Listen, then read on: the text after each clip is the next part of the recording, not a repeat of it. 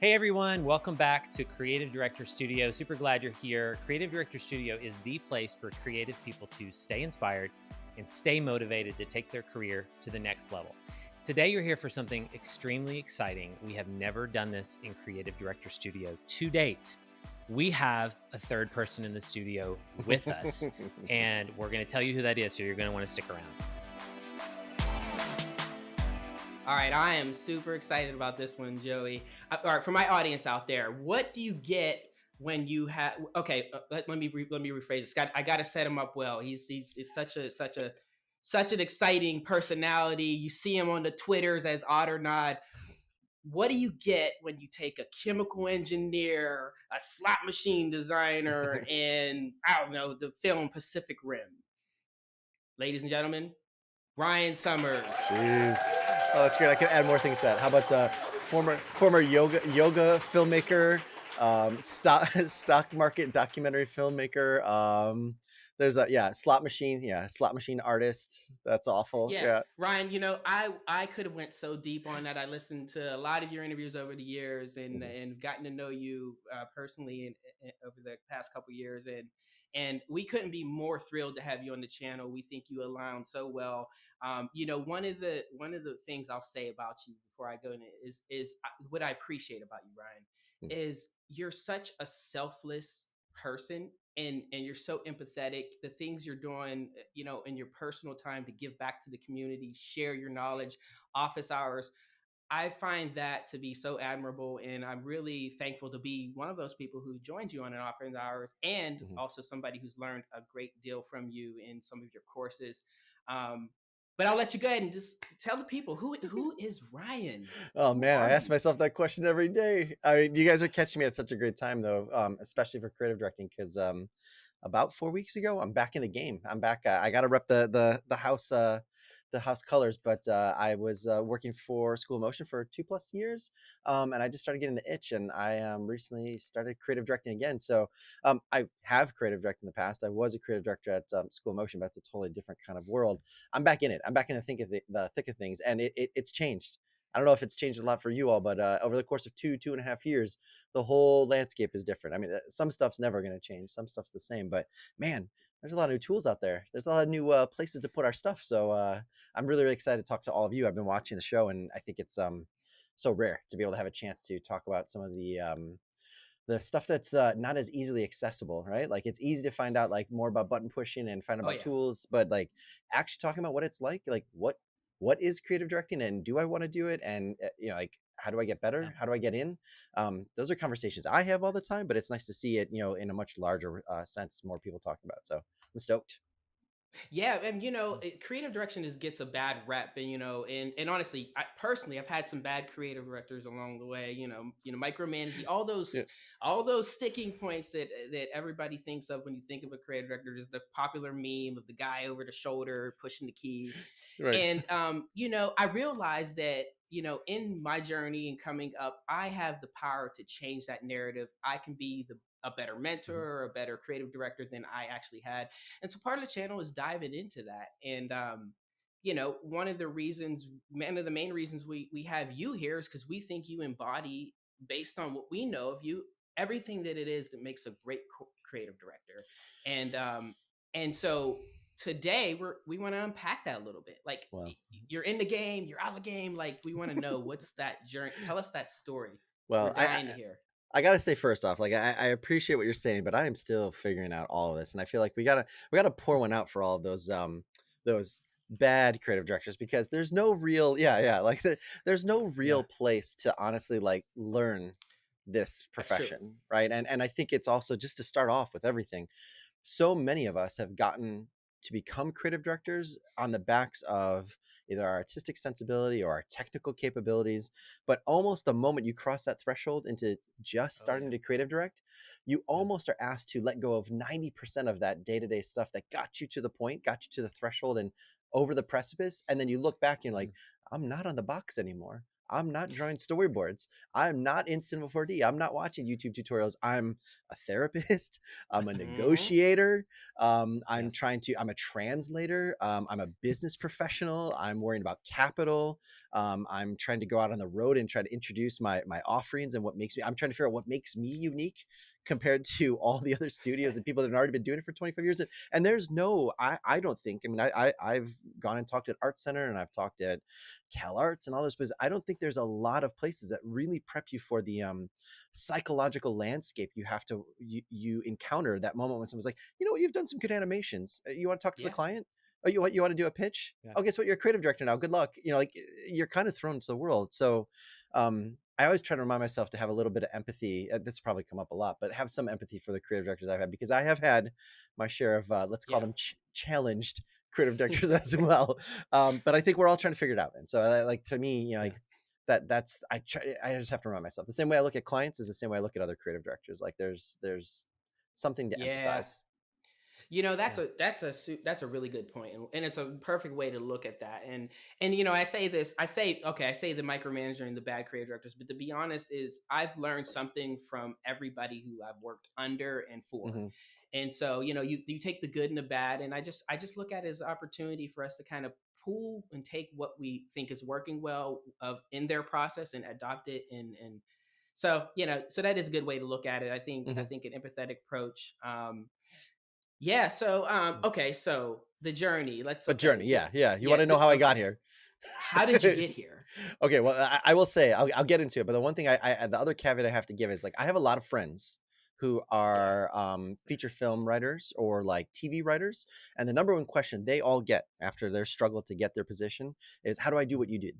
And I think there's a direct analog for creative directing, right? Is that most Hmm. people who have written a feature film that's gotten made, or they're in writers' rooms on TV shows, the door that they got into, as they go in that door closes behind them and disappears forever. So it's good to hear how I got there or how you all got there, but the lesson is that it's probably going to be radically different for you and Yeah. everyone else that like you that wants to become a creative director. So there's lessons we learn, but don't chase what I say or what Corey says as the Yeah. exact one-to-one path there.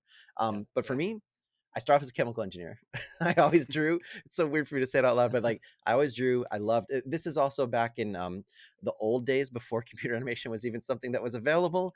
I mean, I'm old enough to say that I was in the movie theater when the three big things that hit me were Nightmare Before Christmas, Jurassic Park, and Toy Story. Right? You know, those Yeah. were all just like Hmm. this tidal wave of, for someone who was living with comic books in his backpack, going home and playing video games, waking up early to watch cartoons as a teenager in my 20s, you know, like when it wasn't Hmm. the whole world wasn't obsessed with pop culture at the time. There was no path to necessarily like make that a career, at least from where I was, south side of Chicago. You know, like that wasn't a thing. And I got very lucky. Second year of chemical engineering, was in a computer lab. A guy who ran the IT lab saw me drawing. Was like, hey, in the summer session, I'm teaching 3D Studio, not 3D Studio Oh yeah. Max. I didn't know what that was. I didn't know what it meant. He's like, did you see Toy Story? Like whatever it was, 3 weeks ago. I was like, yeah. He's like, I'm learning how to do that.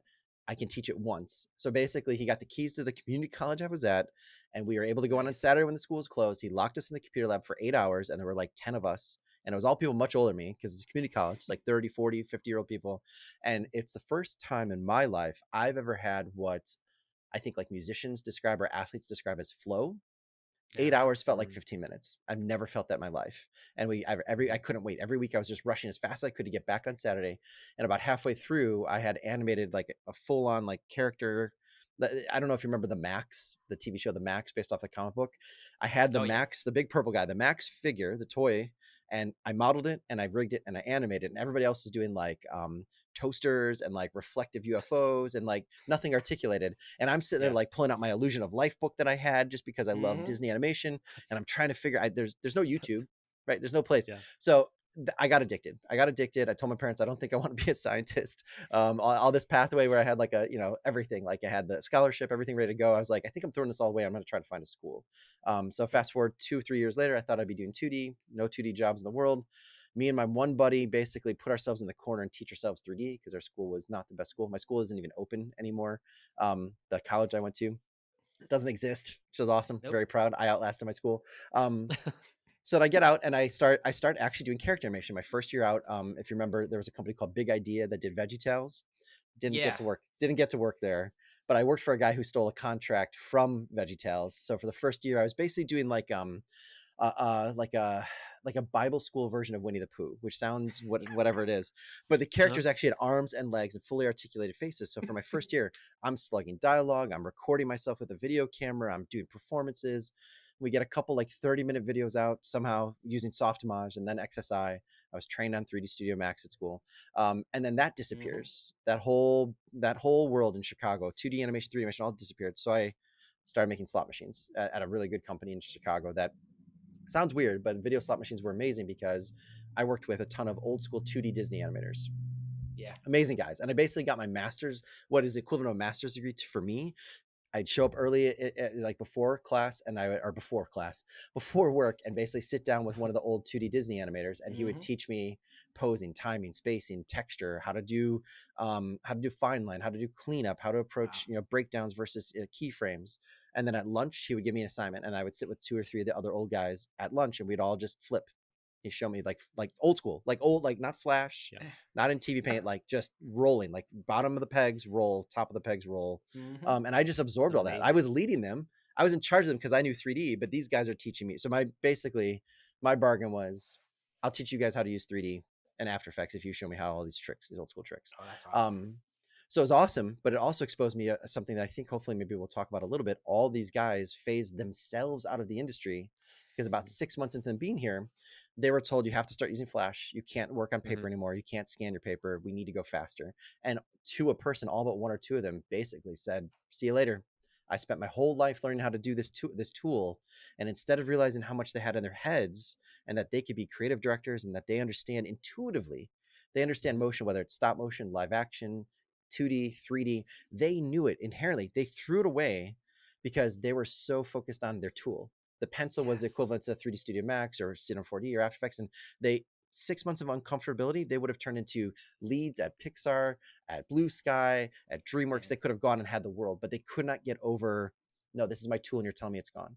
So Yeah. fast forward, I do a couple different things. I eventually get out to LA, and I find myself at Imaginary Forces. I basically worked in the kitchen and in the literally like my first job at Imaginary Forces, where they gave me an old machine and they sat me in the kitchen, and I spent about a year freelancing there. To try to get into the room where the creative director and his teams were. I basically bounced around everywhere except for in the artist room. The old Imaginary Forces Oh office man. basically had like three areas where each CD kind of had their team around them. And I finally, after about a year, I knocked my way down and got in. And then from there, I did about 3 years there. Then started going freelance. Eventually, was freelance creative directing at a couple different studios. Worked with Oddfellows, We Are Royale, a bunch of other places. And then I got a call to go to Digital Kitchen in Chicago, so I left Yeah. LA and became one of the lead CDs there. I was there for about 3.5 years until I joined School of Motion, and that takes me today to Spilt in the last month. So that was a long way around to say I've That's been working amazing. for 20 plus years and eventually found my way to motion design. Well, I love it. I mean, that's the Yeah. thing, I was so like those like the old men, right? I was so scared to become a creative director because I felt like that like I've got to stop. I've got to stop everything I'm doing. I stop all the learning. I got to make sure I'm giving back to Mhm. everybody else and not serving myself. And Mhm. and Yeah. it's actually been the opposite. I've learned so much more in this teacher's mindset, mentor's mindset, way Mhm. more than I originally thought. So, but I do still believe that being always relevant in the industry and always knowing what the tools are and having a familiarity with them and the learning doesn't stop just because you want to become a creative director. I think the learning just begins, and I Oh love that, yeah, and I a love the day thousand to percent. day. Yeah. Yeah. Yeah. Yeah. Yeah. I'm curious, Ryan. Definitely. I'm thinking about those men you talk about. What did you learn from them outside of just the craft? What did you observe? Would you say there's anything you lifted from them leadership wise, or yeah, just the Yeah. skills they brought or how they explained it? I'm just curious. It's so fascinating. And I'm laughing also that Flash was the new thing and now where's Flash, right? Yeah. So Yeah. It doesn't even that exist. pushed Yeah. them all Exactly. out and then now, but Exactly. yeah, I'm curious. Yeah, when I think about that, yeah, what types of mentorship do they give you? At least if Um. even in a small way. That's a great point. I think they allowed me to work through this chip on the shoulder that I had because I came from a world where South Side of Chicago, you have no, you're not an art. There's no way to be an artist, right? Like an Yeah. artist, a capital A artist.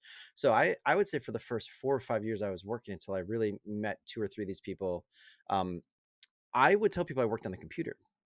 I wouldn't tell people I was an artist. I wouldn't even say I was an animator, because I'm animating at a slot machine company. It's not really video games, because it's not, Midway was right across the street and they made Mortal Kombat. Those guys made video Hmm. games. But Yeah. when I actually finally sat down and got to like get trained by these people, and they looked to me as a mentor, but I was looking to them, there was this exchange. And I love the act of making a mark on a piece of paper, right? I love the idea of being able to, even with simple shapes, being able to create performance and tell stories. And Yeah. I always, I loved comic books. I loved the panel to panel storytelling. But I always looked at myself as an imposter. Like I never was trained in those things. I almost looked at myself as like a very extreme version of a fanboy, like an otaku, like there's a lot of um, Japanese fans of animation that eventually do become animators, like Hideaki Anno, who started Gainax and created Evangelion. Like he was, like a super nerd for animation, who then eventually became one of the best animators and then one of the best directors. Um, I'm I always felt that way. I was almost ashamed of the fact that, like, I love this stuff so much that I got to do it. But Yeah. I never really allowed myself to call myself that. And I think once I finally gained their respect, and they sat down and they showed me not just tricks, but also like the deep kind of methodology of living every day as an artist, in terms of being humble, being open to the world, listening, constantly observing, right? If you ever meet 2D Hmm. animators, even now, people who animate now, but especially old school 2D animators, they're always observing. If they can, they have a little pad of a pencil and a pad Hmm. of paper and their pencil, and they're drawing at lunch. They go Uh-huh. to they go to the zoo and they draw. They're sitting at a baseball game and they're drawing the people around them. But if they don't have that, they're making mental images in their head of like, look at the way that person's sitting, and not just for the pose, but they're like, this person's mad. If I don't get to hear Hmm. dialogue, how do I say that they're mad? And those lessons I tried to take into, well, that also applies to camera angles, that applies to colors, that applies to a square. You can make a square sad. Yeah. They always have me do the flour sack kind of test of like, okay, take not a bouncing ball, take a sack, this lumpless Hmm. thing, and show how through movement you can create Yep. emotion. And those things all stacked up over the course of 2 or 3 years, where I finally felt comfortable feeling like I earned my stripes, that I'm an artist. If I can pick up a Right. pencil and create a story, or give direction, or create magic and wonder through a pencil, then I Yeah. think that must be what an artist is. And I'm not the best. I never will be the best, because the thing I think I just tweeted about this today, because I accidentally posted a new version of my demo reel. I was just updating it for work so they can, use my demo reel. And I didn't know that Yeah. Vimeo will actually automatically post it to Twitter. Thanks, Vimeo. Hmm. Um, Oh Yep. no. but then it went out and people were like asking questions and commenting on it, and it had a lot of old work, but it had some of my more recent work in there, just for the studio, to help like promote like the fact that I'm at the studio. And I feel like it was the first time in 20 plus years that I finally reconciled the fact that I don't have a style, right? As a creative Hmm. director, I've always felt like an imposter, because I look up at like, I worked at the House of Kyle Cooper, right? Imaginary Forces. I sat alongside Karen Fong. I worked for Michelle Doherty. Um, but I look at people like Glenn Keane, who I was lucky enough to interview, last year. Those people are masters, and they have spent a lifetime generating a style, a vibe, a feel, a voice. I say Yeah. voice and vision a lot, because I've been searching for mine for 20 years, and I finally looked at my demo reel and I was like, oh, you know what? I don't have a style, but because I'm a creative director working in motion design, that is my style. That is my calling card. My Yeah. calling card isn't a look. My calling card is, I love certain things. Love certain types of timings. I love certain types of emotions. I love certain types of colors. But it Yep. doesn't come out in each one piece. You have to see it all together to be like, well, this is actually what motion design is. Motion design Yes. isn't film and TV animation. Motion graphics or motion design is the fact that we work with all styles, and all like we embrace. If you work at a shop and you do motion design as a creative director, you have to equally love live action, 2D animation, cell animation, photography, Yeah. typography, technology, writing, drawing, talking. You have to love all of those things to lead a team and lead clients, right? And it's taken Yep. me 20 plus years, and accidentally posting my demo reel at 4 o'clock in the morning and looking at it and being like, oh, that's right. I actually finally now feel comfortable enough to say, like, I think I'm a creative director working in motion design, and that's okay. Yep. Yep. Wow. That makes a lot of, that's hilarious. Sometimes the universe gives us these little things, right? To remind us. Yeah, there's, and the reel's great, by the way. Um Thanks. yeah, Love yeah, it. that's great. I mean, and I think the reason I asked the question, we talk a lot about that on this channel, and we have, it's a theme throughout all the videos, but there are mentorship opportunities everywhere. We always Hmm. talk about teachable moments. And Yeah.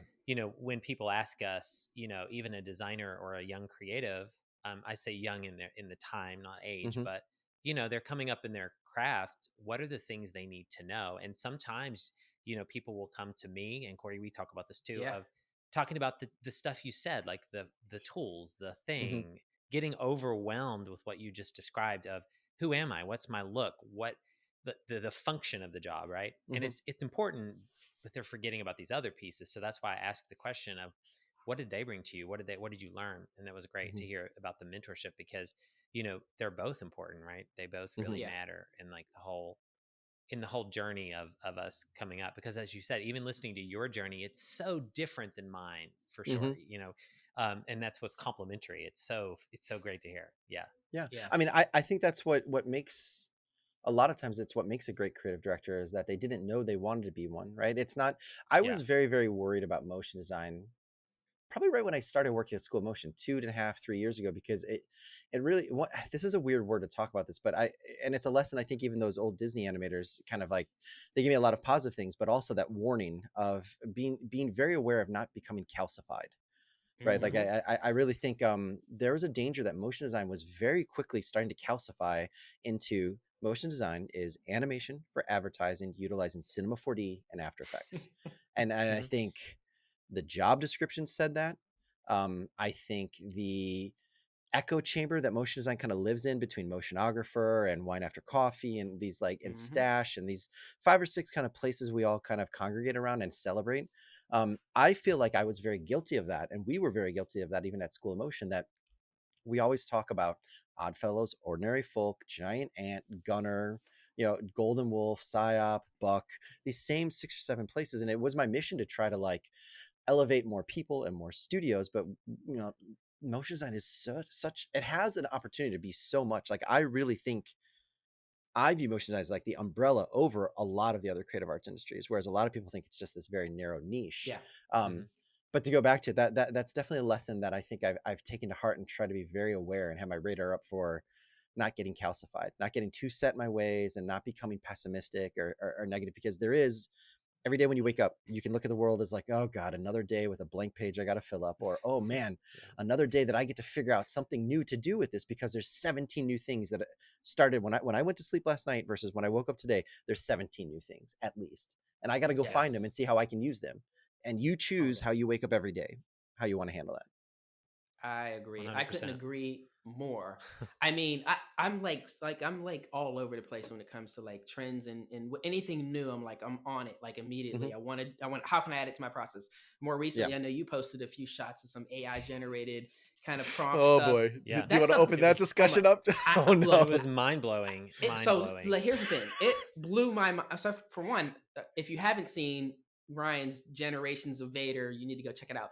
It just blew my mind. I kept seeing all these mid journey tags and Hmm. hashtags, and I was like, what the heck is this thing? Yeah. Yeah. And I immediately started thinking like, another new thing that I might Hmm. have to learn. But oh, cool, I could use that to generate concepts faster. Yeah. And so Yeah. then it's like, do you embrace it, or like I don't want to become calcified, and like I don't want to be stuck in my ways to say I'm not going to embrace this new thing, but Hmm. it is another new thing. Well, I Hmm. mean, you Yeah. have the devil and the angel on your shoulder. You Yes. literally use the 2 words. You can wake up in the morning and say, "Oh no, another thing I have to learn," or "Another thing I get to learn." Right? Yeah. Like Right. Exactly. to Yeah. to me, and this is, I probably own this a little too much, because I had to fight my own internal battle to accept the fact and be proud of saying I am a capital A artist for my Yeah. living, for my career, for my calling. It took a long time for me to admit it, and a lot of shame and a lot of embarrassment that I had to work through. But once you do that, you do realize that part of the calling of living your life as a working artist with a capital A is that you get to be a student for the rest of your life. Hmm. Yeah. You will Yeah. never have to be bored or tired again if you set yourself up for success every day, because Hmm. A, you'll never learn all of the art that's ever been made in the history up until today, right? You could, No. and working with Mid Journey and Disco Diffusion and Dolly 2 immediately shows your blind spots, because you're like, oh, well, who was that artist again? What was that artist? Who's that photographer? And you immediately start using the tools we normally have been using is just like a reference dump of just like, I need something, I got to put some scrap into a deck. Now it's like, oh, it's only been a week, 2 weeks since I've been using Midjourney and Dolly 2, but the books I have sitting right here, the art history books that I haven't touched in 10 Mm-hmm. years have been cracked open.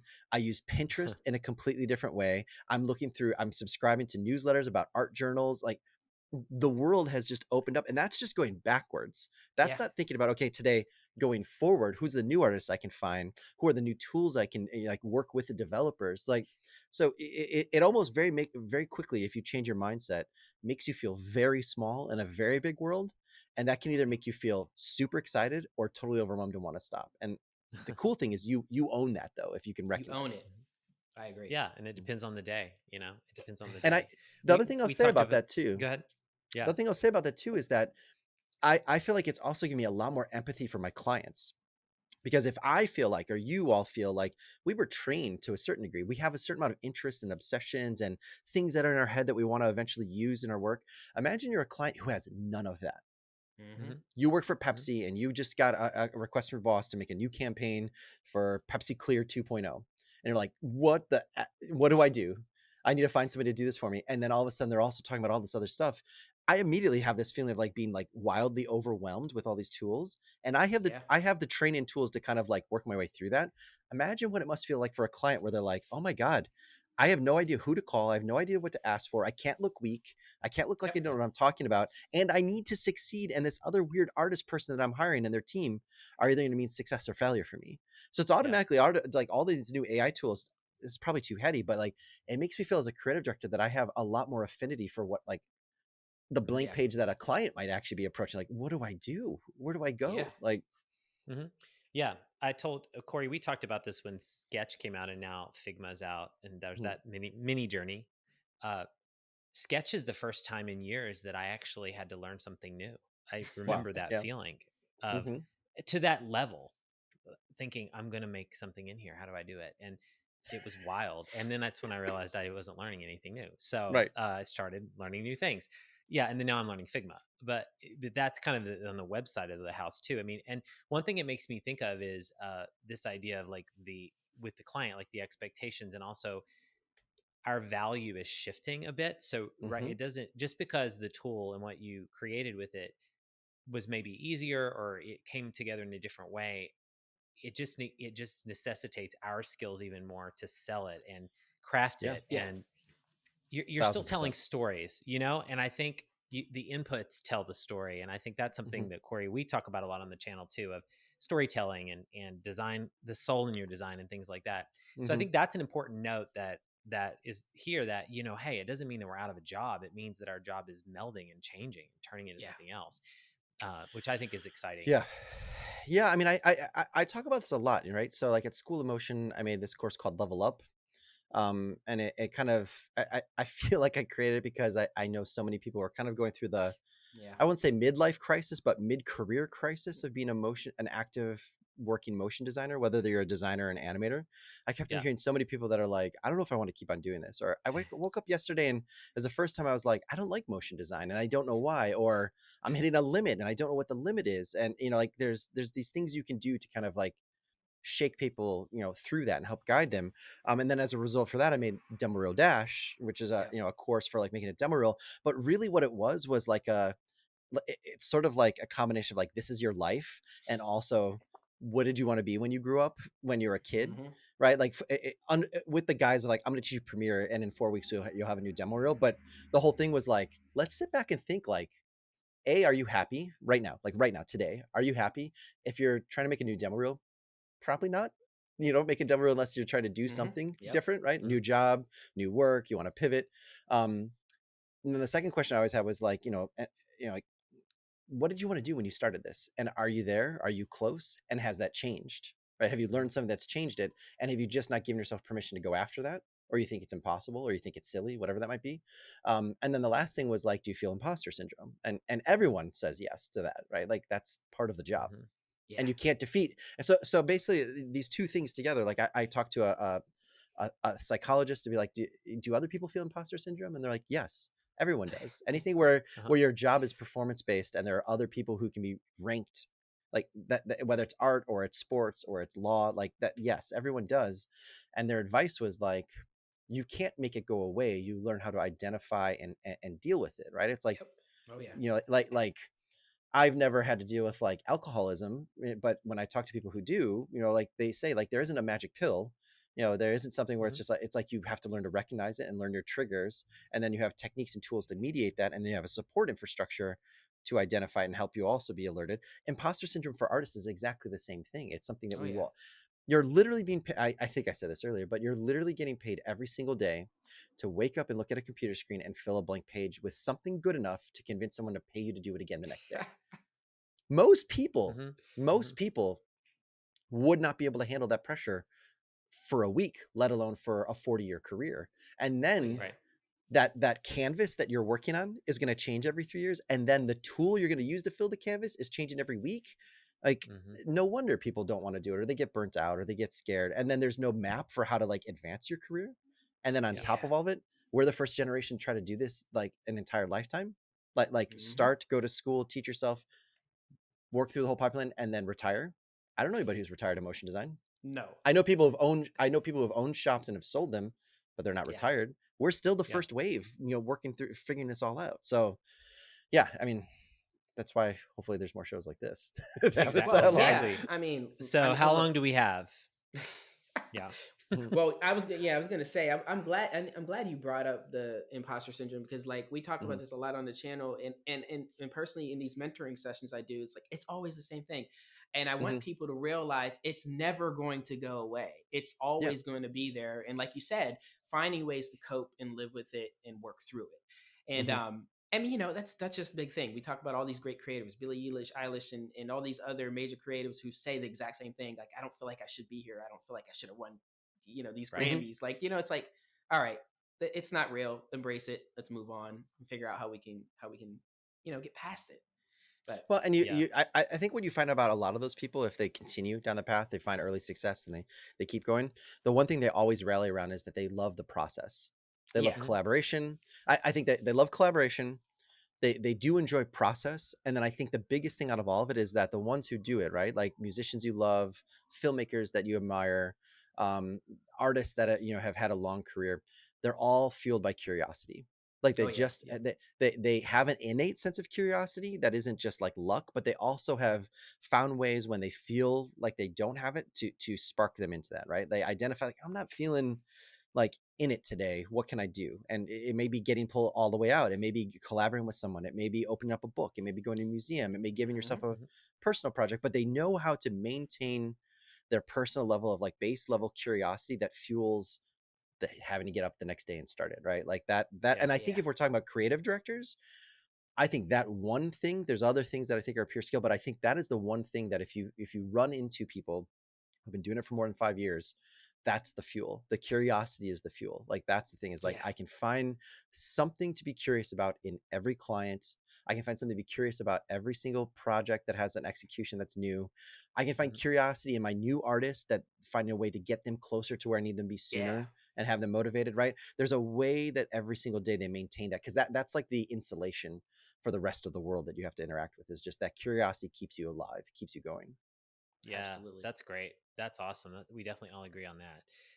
I'm curious, building on that, Ryan, are there things that you would say are imperative for just thinking about your creative direction? And this could be throughout your journey or Hmm. today, things you're learning, whatever it is. Just like, what are the things if you think you mentioned having an artist and mentoring them and that kind of thing. What are the things you think about? What are the values you bring to the table? What are the Hmm. things that you kind of remind yourself of to keep you talked about kind of the insulation or that idea of just like the holistic view of your creative Yeah. direction. I would love to Hmm. hear what comes to mind. What are some things you think about that define it?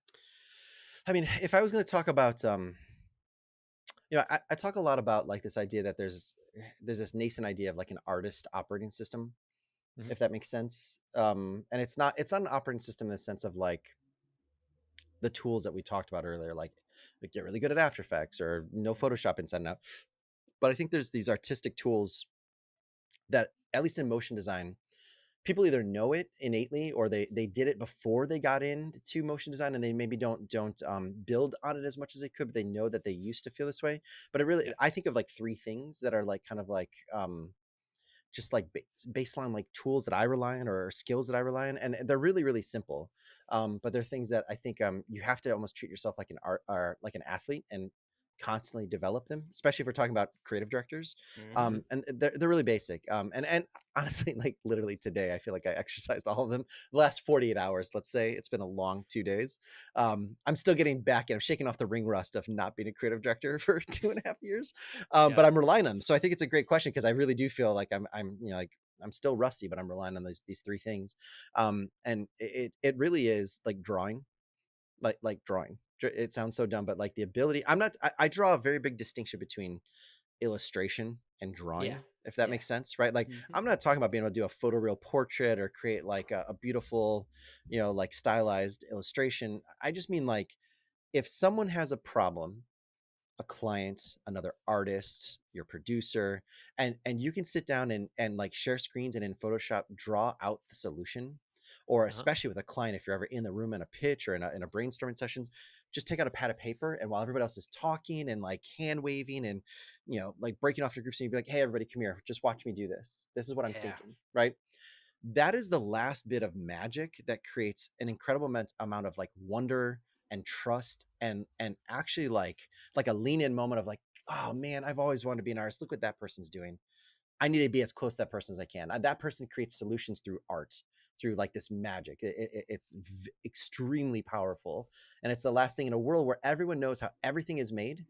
Every Uh-huh. movie, everyone who's seen a movie, they know immediately, like, oh, Batman shot on the volume from Star Wars, Mm-hmm. but they shot this one thing in real life, but this part, like, people who don't even know how to doing this stuff know how stuff is made, right? As content creators start making YouTube videos, and like people are making Minecraft videos at 12 years old and making like, drawing is still magic. It still has this potency, and being able to communicate through drawings. Great Yeah. solution, right? Like I came in Oh yeah. at the company I work at. There's 7 projects going on at the same time. I'm coming in halfway through them. We're working with this tech company, and we have this like 4-minute animation, and everything is working. Everything's getting ready to go into production. We're still in the kind of like designing phase, style frames. We have a deck with 40 style frames, and there's a transition, right? Transition, you can imagine, like a bunch of stuff moves on screen, something happens, it moves off screen, Mm-hmm.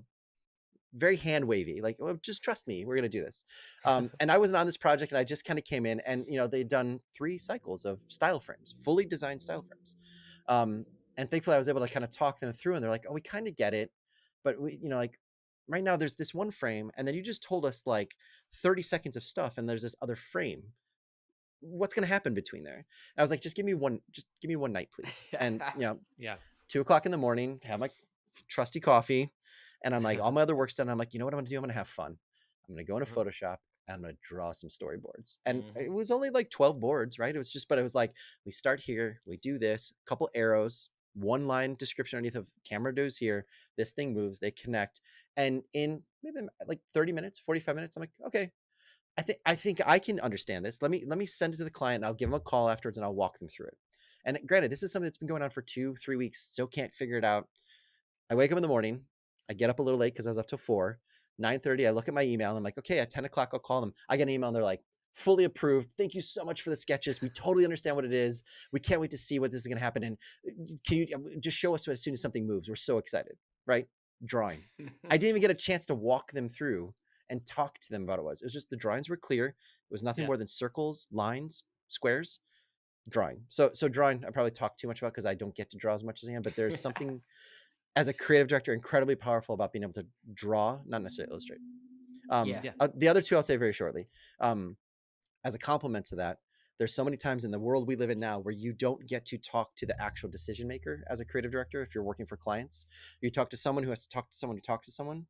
Mm-hmm. So for me, writing has become incredibly powerful, and I don't mean like purple prose novel poetry writing. I mean, what can you do in one sentence on the first page of a deck to make someone be like, wait, what is this? I've never heard of something like this. Mm-hmm. Right. I want to read more. I want to turn the page. And then at the end of 4 or 5 pages, you have an amazing document that is very brief, very captivating, and it also lives beyond just that one conversation that you have when you take the first person through it, right? That deck with 5 pages of writing has to make it through the gauntlet of decision makers to still have the same power when that last person who has to make a decision between you and Buck, why they should go with you, Yeah. Oh right? yeah. Right. So writing is like it's writing, and I would say the subtext underneath it is editing. Yep. And then the last one, if you can't tell at this point, talking is the third thing that I think is incredibly powerful for the people listening to this, like creative directors, getting comfortable with being able to speak passionately. But I Yeah. think the most important component for what we do, talking, is listening, and then being able Yeah. to speak and make it seem like you knew what someone was going to say, but you're really improv in your brain. You're listening and getting ready to talk, but still listening. That's a really crazy skill that I think takes a long time for a lot of creative directors to. I know for me, I took Oh yeah. multiple speech classes when I was in Mhm. college. When I went to art school, the one thing I knew I really wanted to do is one day be able to pitch things. And I was like, I can't talk in front of people. And I took 3 speech classes, 3 semesters in a row Yeah. to work it out of my system and learn how to like interact with people. Yeah. That's, I mean, that's great. Well, you're great. You sound great. Well, That's yeah. awesome. I mean, I think that's wow. There's so much there, Corey, because I know like we've kind of answered this question from our view on an older video that we can link here about like what our things are. But what you made me think of is people watching this are probably thinking, wow, there's so many ways to get into this role. But, Hmm. because I agree, like I even felt it was this very linear path. And so even Right. just hearing us discuss, my background, just for your reference, Ryan, is journalism actually. So I came through Hmm. the lens of journalism and writing, but That's media amazing. writing. Right. Yeah. And then I kind of came that way through and then took a marketing class or a design class in journalism and then jumped over to the art school. That's how I got Hmm. here. So different but similar, and so it's so wild when you think about like all the different entry points, but also the skills, right? Like the things that you can start Hmm. working on today. Like that's the thing. If Yeah. someone's watching this today and you're thinking, I just started, I'm a year into this, creative thing. I don't know where I'm going. Start on one of these things, right? Just the Hmm. things you listed, Ryan. Just start on one of those 3 things Yeah. tomorrow and say, I'm going to get a little better at talking. I'm going to get a little better at I'm not great with the pencil, but Hmm. I'm finding I've been recently writing ideas out on paper with Yeah. hand by with hand on with my pencil, and it's huge. It's monumental because Yeah. I'm retaining them. I'm brainstorming. I'm processing. I'm writing pitches that way. It's great. Yeah. It's great. I mean, I can give you like the best advice. Those are 3 very different things that I just said: drawing, writing, talking. Yeah. I can give you an assignment right now that like I used to give myself all the time, and I think Sure. it's great. Is find a book that you love, book you've never read, whatever. Find a book that has never been turned into a movie, that never has had a title Mm. sequence. Right? Ah. Give yourself 8 to 12 pages tops, and start coming up like brainstorming, writing, start drawing out just basics of what they can be. And it doesn't even have to necessarily be drawing. It can literally be like find scraps of other things and put them together into a sequence, into an order. And then and create a pitch deck, an 8 to 10, 12 page pitch deck of, hey, I want to make I can't even think of a book. I'm trying to look for a book that hasn't been made into a movie. Whatever book you can think of, right? I want to take a book, a murder mystery novel. I want to take that and turn it into a movie, but I want to make it sci-fi, whatever it might be. Create the pitch. Show what the 12 frames might be by either drawing simple shapes with written description underneath it. But then the last trick to all of it, I think, is doing what we're doing right now. Open up Zoom, open up what is it? Riverside. OBS, do anything. Yeah, Riverside, right? Yeah, whatever you can do and imagine, or bring in a friend and actually pitch them. Take them through the Yeah. pitch, take them through the deck, and do it once a month for a year. Not only will you have amazing material for portfolio or potentially even for a demo reel, but the practice of trying to convince someone, hey, I think this idea is awesome. And also, what do you think of it? And listen to their notes and then make a revision to it and be like, oh, cool. You know what? In 3 days, can I send that back to you and tell me what you think of this? Would you buy this? Would you want to see this? I feel like that's a great way to test how to get better at drawing, how to get better at writing, and how to get better at talking to create a concept that you're going to pitch. Because it is like 50 to 60% of a creative director's life is winning the work. And then the other side Yeah. is Yeah. building the trust with both your team and your client to finish the work. Yeah. Yeah. Absolutely. Yeah. And one thing we talk about, Ryan, which we don't have to go into on this, we talk about it on this channel a lot, which is we're often pitching to people more commonly than not that don't identify as creative. They may be Right. creative and don't know it, but Hmm. they don't work in creative, right? They don't Right. Right. have it in their title. And that's a delineation that's important that I think, and we all know that. We don't need to go into depths on that, but what that means, you're even pitching to people inside of your own agency at times. Mm-hmm. You're pitching to clients, you're pitching to sometimes even staff that don't get it. Mm-hmm. I think of the word persuasive or persuasion, Mm-hmm. which I often use there, of being able to learn how to do that. Mm-hmm. That's certainly something I'm passionate about, but that's for another video for you. Yeah, It's I all mean, about look, all that's about my pitching my love of pitching. well, I know. well, Joey's a pitch master for sure, and Mhm. that's like I'm kind of similar to you in the sense like I've loved to draw all my life. That was my Mhm. secret and superpower, and so that has always been core to my value. I think where I've grown is through like mentorships along the way and working with Joey on Mhm. a lot of projects. I learned that there's more to like you know the wonder of like telling a story that pitching an idea to a client and seeing their eyes light up just by your words alone. And Mhm. so you're when you're pitching, you're not always by yourself. Rely on your team. Like if you're not big on Mhm. the sketching and drawing side, you've got people to around you that you can really work with. um Yeah. but I was gonna do. I was like, oh, you know what? I'm gonna do a live sketch of Ryan as Van Vader, Oh, and nice. Oh and no. I'm gonna Amazing. I'm gonna hide it now. But I Were you mean, wait, It's were your you doing special that while I gifts. was talking? Are you no, kidding me? no, Oh, I was sketching it just like as I was just like thinking, amazing. thinking about the chat, and then you're never gonna not find pencils around me, and Yeah. I'll nerd out and go straight Faber Castell and like just like Yep. I've got all my equipment, but what I realized is like I've got my black wings. I you've got never to go anywhere without a black wing. you've Yeah. always got to have a pencil. I Yeah. keep one with me, and drawing has always Mhm. been such a big core value for me, and Mhm. and being able to communicate an idea.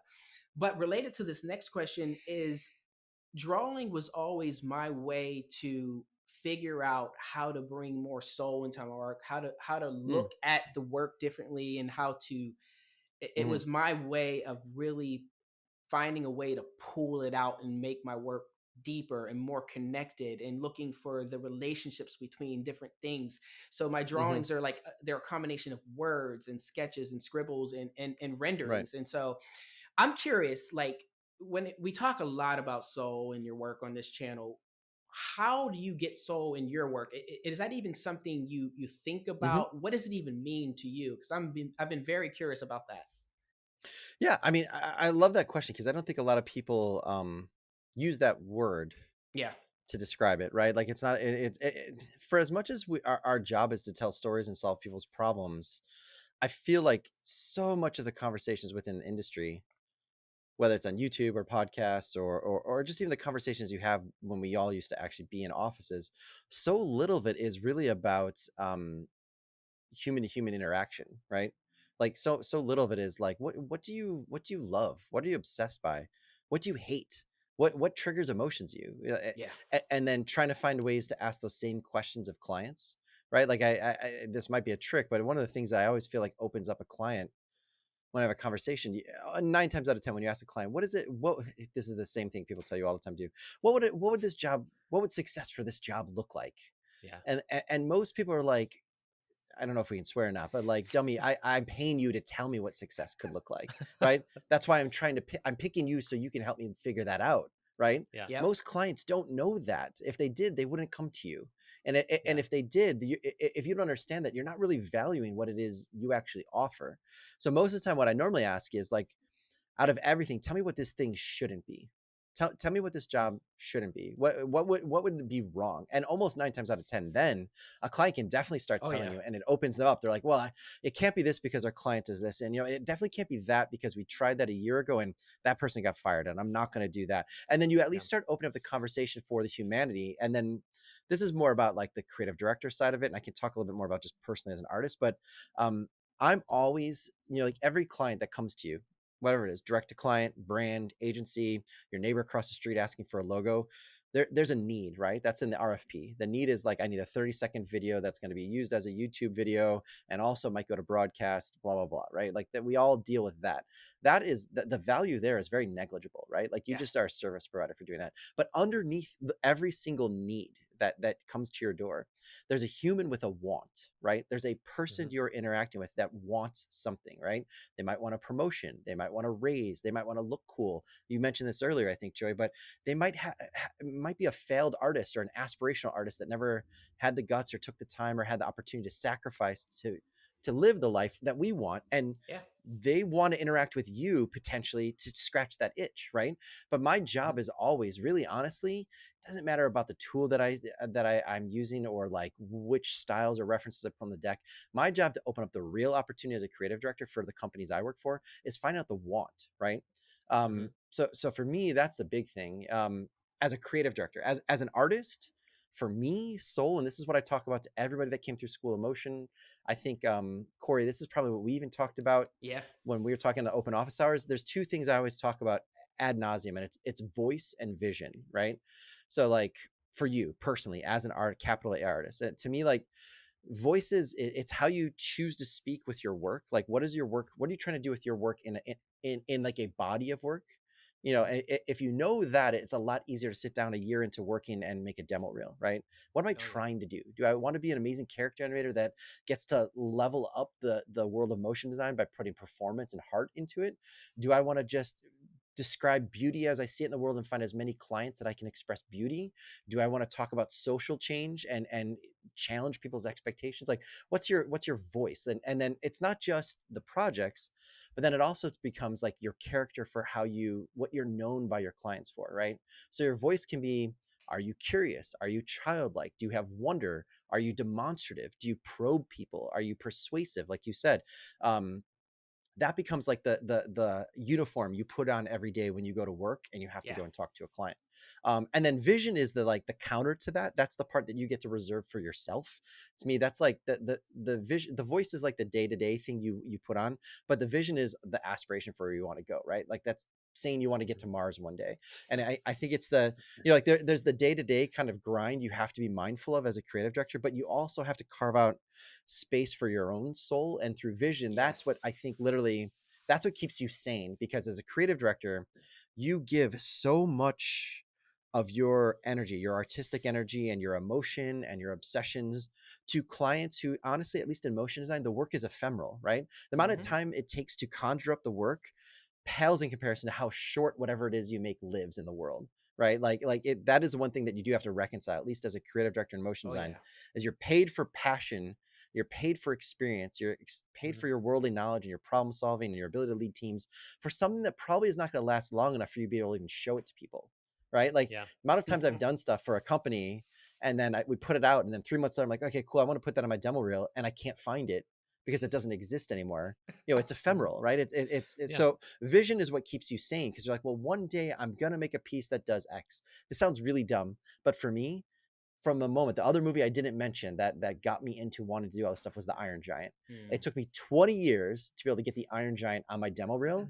But if you look at my demo reel now, the Iron Giant is on my demo reel. That Love sounds it. dumb, but that's even a little bit of vision of just like, I want to work with Brad Bird. I want to be able to touch that character. I want to be able to Yeah. represent it somehow in the world. And now you can go to a hotel, and it's the only place in the world where there's a 6-story tall Iron Giant that will greet you when you walk up to the hotel. And I It's was able amazing. to bring Iron Giant to life, right? Like, it's a small thing, but those are things you hold on to that you don't know if you're ever going to get there, but that's part of vision, right? Is like, Oh yeah. you Yeah. have that. So those are the two things that I think I always carry for me as, like, just as an artist, is voice and vision. And it's different for I every love it. person what that could mean or what that could be, but I try to talk about it as much as possible. Yeah. I love it. I like that That's a way of good looking teacher. at it. Repeat it. Yeah. Yeah. Voice and vision.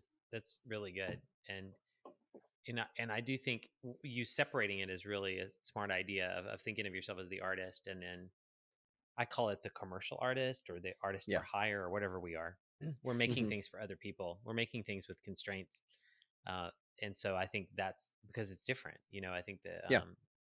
soul looks different for those things. They can, Yeah. I or mean, how it manifests. it is true. Like that. I think that's something, I think you were talking about at the very top of this, that like, there is a little bit of kind of like a gotcha, or that you get the rug pulled out from underneath you when you become a creative director. And it's amazing because you get trusted with, like, a company's, Yeah. like, it's lifeblood, right? When you get that, right? And that's scary, and it's also exciting, but there's also that personal thing of like, well, what I did to get here I'm not doing that anymore. That's a little scary. But there is that kind of that realization that, oh, I've reached the pinnacle. I'm a creative director. Awesome. Guess what? You have more constraints than you've ever had before when you become Yeah. a creative director. And it really is like, there is, I'm glad you said that, Joey, because there is a really big difference between being like a director at Buck or being a director at Pixar or Oh yeah. DreamWorks or, like Hmm. whatever. Like, so there is even that still that level of like, once you get there, you better have a vision on what you want to achieve and what you want to do 6 weeks Yep. from now, 6 months from now, 6 years from now, because otherwise you're going to be questioning why you're doing it, especially if Hmm. you came from like a creative discipline. I mean, I don't know how it is for you, Joey, coming from a writing perspective, but like as an animator, I really hoped at the beginning of this that I was spending every day animating, Yeah. getting better and challenging myself and doing new things and creating performances and I don't get to do that very often, but I realize that the curiosity that you have to have as an animator to examine the world and Yes. how different things become alchemy, and then like why one shot works and one doesn't might have just been the change of a camera angle, moving at the wrong time, like, Hmm. or a tick or like, like I think I mentioned somewhere on Twitter today, I was very, very proud of myself because at whatever time it was, 2 a.m, I was making that demo reel. I was ready to post it and I hit playback and I was like, oh, that shot with Iron Giant when he takes off, it was off by 1 frame. And I was like, okay, cool. And I didn't even realize what I was doing. It was off by 1 frame. And I just went back into Premiere and I was like, oh yeah, it just needs to be slid back by 1 frame. I rerendered it and I posted. I was like, that's kind of effed up. I Hmm. Yeah. didn't realize that like I've done this long enough that when I used to sit in the flame suite with Karen Fong, she would art direct the kerning and tracking on all the type with the flame artists. I used to think it was insane. Like why is someone noodling this so much? But she had done it so much that she could literally be like working on a deck in a dark flame room. She'd just like, yeah, cool. Can you put that up there? Cool. No, go to the next one. I think I saw something. And she's like, literally like this. And then she'll look up. She's like, Yeah. yeah, no, do you see the K and the O? Kern in the O, it's too far out. It's looks separate. And she'd just go back down to it. And I was like, it's the first time yesterday, literally was the first time in my life I ever had the realization. Like, I am not Karen Fong. I am not like, but like I had that moment where it's like, I can't believe I actually noticed 1 frame. And it was so nonchalant. It just kind of snuck up on me. And I was like, that's Yeah. weird. That was really strange. Yeah. Your Yeah. eyes just get sharp. You doing it so long. It's just like when your efficiency and speed. Like you just realize you've got something done, and people are saying like, "How do you work so fast?" And I'm like, for a long time, I was like, I don't know. And maybe it's just being in the grind for so long and having to be in environments where it was always hustle and bustle, and so like I've learned how to be fast and efficient. Yeah. And then you Hmm. try to teach people the tricks that you've learned, and the way how you've got to that point. But there's no really no like secret. You've got to put in the hours. You got to put in the grind to get to that point. And it's not going to be overnight, and just embracing that. Yeah, I agree with you 1,000%. It's a combination of two things. I think it's repetitions, Yeah. and then three things. It's repetitions. It's allowing yourself to find the flow, so you're not aware of the repetitions. But then I think it's also, as a creative director, especially managing the seesaw of where you fit at any given time on the balance between ego and humility, Yeah. right? Like even me just saying, oh, that was so cool that I did that one thing where I was like, oh, that was off by a frame. I did it. Like I'm very aware of like that sounded like pretty egotistical to say that just now, right? Like there's a constant awareness that whenever I'm Yeah. interacting with anyone, artist, my producers, my clients, I'm getting out and speaking. Like you have to be to do this job, to do a creative director's job, you have to have ego. You have to believe in yourself. There's no Yeah. way you can survive without some semblance of ego. But you also have to constantly remind yourself that you're always in service of others. You're in service of your clients. You're in service of Yeah. your team. You're in service of your artist. You're in service of the generation that's trying to come up. You're in service of the generation that's already been where you're at. So there's this sliding scale of ego and humility that I feel like you have to have your radar up all the time. And if you get used to doing that, where it becomes like second skin, plus the just enjoying the repetitions, Yeah. then I feel like that's when you can really kind of like turbo boost as a creative director. Yeah. Yeah. Absolutely. That's So well. awesome.